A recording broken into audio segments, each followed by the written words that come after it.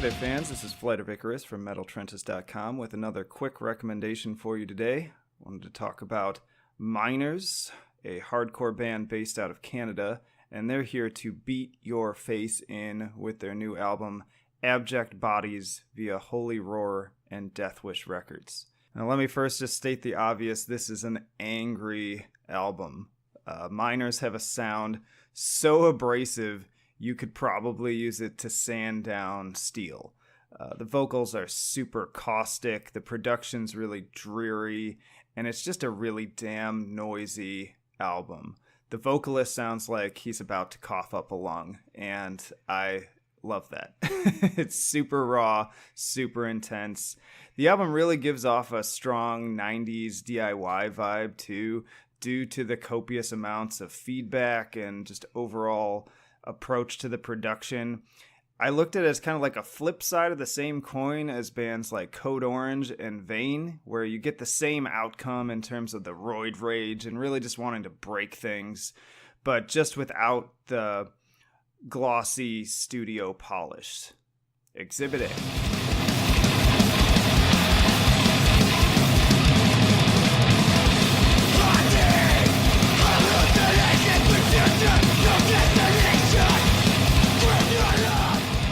So if you're a regular reader or listener, you know what my favorite parts of this album are already. I am all about the DBeat. There is no drum beat known to man that is more infectious than the DBeat.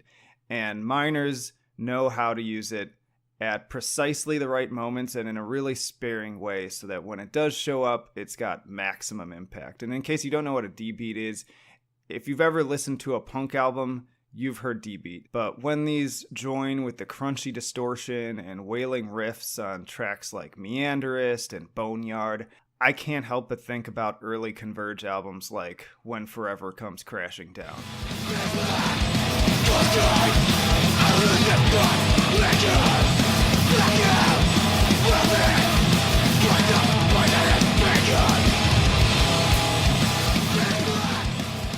But as is often the case with the albums I like to share, there's more than just the usual hardcore tropes. Going back to what I said about the 90s vibes, Miners also like to toy with droney, grunge, noise rock, and kind of post-hardcore vibes to the tune of bands like Helmet and Quicksand. And given that I'm very much a child of the 90s and grew up on a steady diet of alternative radio like Q101, I'm all for it.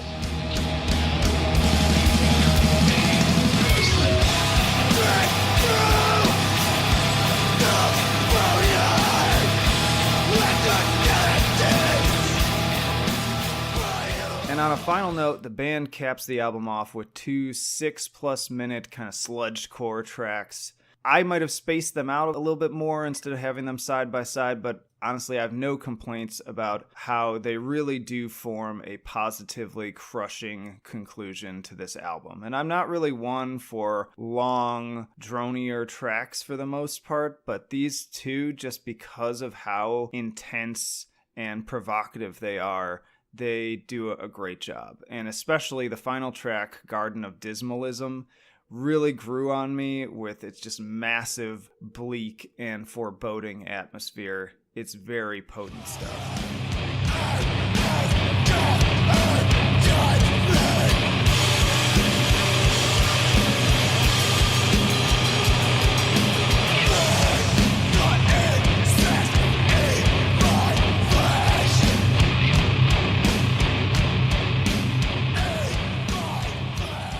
As far as scoring is concerned, I was really wavering between a 9 and a 10 for enjoyability. This thing is pretty airtight, aside from possibly doing some mild rearranging of the track order. I love every minute of it. It's just really a matter of how much it ends up sticking with me over time. For musicianship, it's a 9. Nothing too flashy or amazing here, but there is a decent dynamic display of different approaches, and the songwriting flows nicely between them. And then regarding innovation, I gave it an 8. These are all tactics I've definitely heard before, but Miners bring them together in a particularly interesting way that helps them stand out as a really unique product. So that's something I always think about when I'm listening to bands, is not only like just how generally good are they, but also could I pick them out of a lineup? That's an expression I use a lot of the time. If I heard this band out in the ether back to back with other bands, would I be able to say, oh yeah, that's a Miners track? That's something that I really believe a lot in. I listen to, let's say, a lot of technical death metal, and a lot of these bands are really amazing musicians. They're really great bands. They play really well, but they also sound very similar. And if they don't have some sort of hook, something to differentiate them, I start to lose interest, and they sort of fade into the background over time. With these guys, I'm wondering if that is going to end up helping them in terms of that longevity aspect. But for now, I gave it overall an 8.7, which is a nice B+, and again, time will tell if they kind of get those extra points to push it over into an A a couple months from now. But that's it for this quick opinion. As always, if you enjoyed it, please like, comment, and subscribe.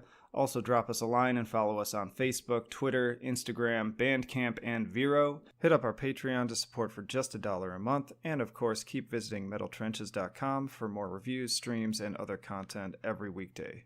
See you in the trenches. Progressively,